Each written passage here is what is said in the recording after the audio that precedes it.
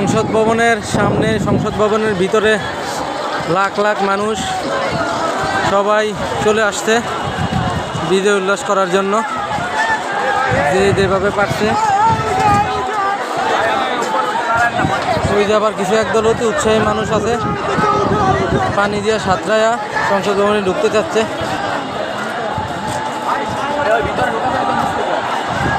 ঢুকার দরকার কি?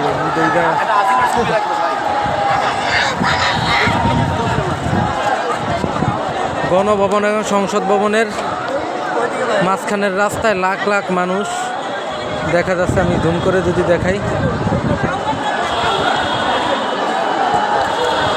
পুরো ঢাকার মানুষ এখন সংসদ ভবন গণভবন এরিয়ায়।